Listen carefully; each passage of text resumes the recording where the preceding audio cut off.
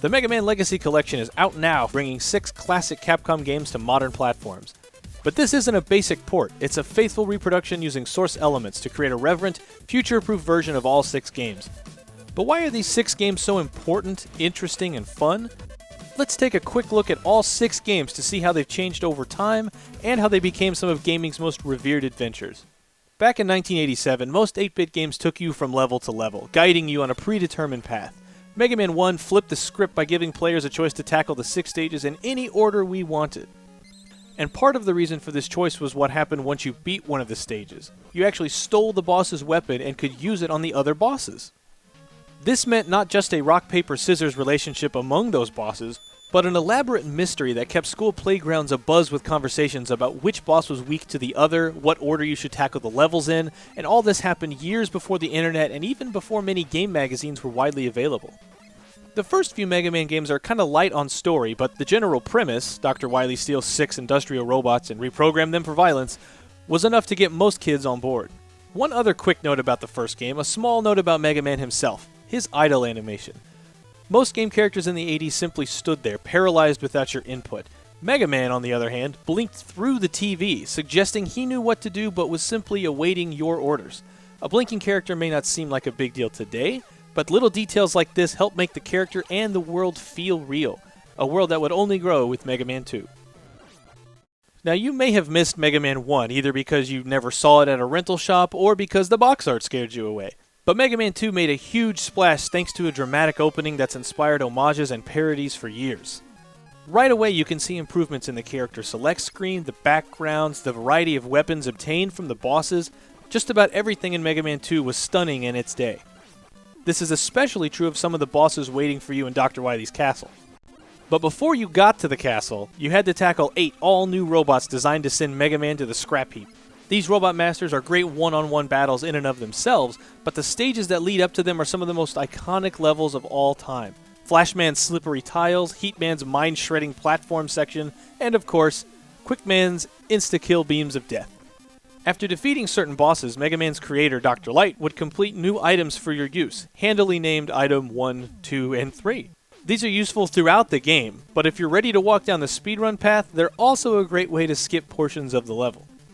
This all adds up to a rock-solid game design that rapidly doles out new weapons and abilities while simultaneously challenging you with ingenious level design and boss battles.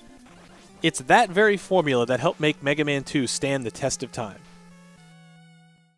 That formula is expanded and arguably perfected in Mega Man 3, where 8 robots once again menace our hero. Not to be outdone, Dr. Light creates Rush, Mega Man's robot dog, to replace the items from Mega Man 2. Plus, Dr. Light gives Mega Man a new ability, teaching him how to slide through narrow areas or underneath enemies. We're also treated to some very interesting level design, like Snake Man's Serpentine Dungeon and Gemini Man's Moon Swamp filled with penguins? After beating the initial 8 robots in Mega Man 1 and 2, you would usually go straight to Dr. Wily's castle and march towards the end of the game. But starting with Mega Man 3, you'd get an additional set of levels before tackling the castle. Levels that put your newly equipped Mega Man through his paces. In this case, the new stages are battle-damaged, reimagined areas that you just played through, but now with different layouts, enemy placement, and, strangely enough, husk robots that behave like the Mega Man 2 bosses. And perhaps most importantly, Mega Man 3 introduces Proto Man, the bot built before Mega Man. Proto Man debuts as a frenemy who sometimes attacks you, and other times helps you find your way to the boss. His intentions are made a bit clearer by the end of the game, where he saves Mega Man from certain destruction. While there was a semblance of a story with Mega Man 1 and 2, Part 3's ending really starts to craft an ongoing narrative that persists across the upcoming sequels, especially Mega Man 4, which opens with a lengthy cutscene. With Dr. Wily seemingly defeated, a new villain rises to take his place. Meet Dr. Cossack, a genius inventor who not only boasts that he's the greatest scientist of all time, but also sends his creations to take over the world. Not sure how Toadman fits into that plan, but hey, at least he can dance. This new threat prompts Dr. Light to invent the Mega Buster, a new default weapon that fires standard shots as well as a powerful burst. Mega Man is also outfitted with a grappling hook and a balloon item, which are discovered by exploring some of Mega Man 4's hidden paths. These new items are just the first step in an ongoing arms race between Dr. Light and Dr. Wily, as each game adds more and more weapons to Mega Man's arsenal. Oh wait, did we just spoil the fact that Dr. Wily's back? Well, it turns out he survived the end of Mega Man 3 and blackmailed Dr. Cossack into attacking Mega Man. This fact is revealed to us by none other than Proto Man, who now seems to truly be on the side of good. So as you can see, story really does take center stage in Mega Man 4. In addition to that opening, we also get an interlude with Cossack and his daughter Kalinka, and an explosive ending that shows Dr. Wily's latest castle crumbling into dust. However, not long after that happens, Proto Man goes nuts and kidnaps Dr. Light, setting the events of Mega Man 5 into motion. With another 8 robots on the rampage, Mega Man and Rush spring into action. Since Dr. Light is MIA, Dr. Cossack steps up and adds some extra oomph to the Mega Buster, giving it additional stopping power and a new look to boot.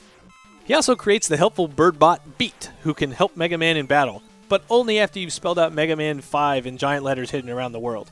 Hey, Cossack's still working out the kinks on this one. At this point, developers knew a lot more about their 8-bit hardware, and it shows in Mega Man 5 with more elaborate backgrounds and inventive stages that messed with your expectations.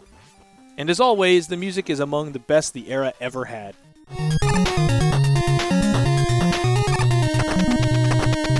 We won't dig into the story too much this time, but suffice it to say Proto Man may or may not be the true villain of this tale. The Blue Bomber's 8-bit era concludes with Mega Man 6, which sees a mysterious man named Mr. X arranging a global robot tournament. Naturally, this ends with Mr. X stealing all the robots and then, you guessed it, attempting to take over the world. Dr. Light responds by creating 2 powerful suits of armor that give Mega Man all new abilities. They have their drawbacks, but it's also just cool to fly around and explore the levels. Speaking of the levels, while prior games did offer branching paths, Mega Man 6 has quite a few areas where you have more than one route to choose from. 4 of these alternate paths are there just to lure you away from the stage's true bosses. All of this just scratches the surface of what makes these games so much fun. We didn't even mention all the cool mini-bosses, the great Mega Man 2 ending, Eddie the sorta helpful but not really robot. There's so much to play and enjoy that just these 6 games alone, beautifully restored, are a great entry point to the series. But for longtime fans, Mega Man Legacy Collection also comes with a music player, hundreds of pieces of high-res production art, old flyers from the 80s and 90s, a challenge mode with online leaderboards, and lots more nifty features detailed over on Capcom Unity. The most important detail, of course, is the price. Just $14.99 for the digital versions available now, with a $29.99 physical version coming in 2016.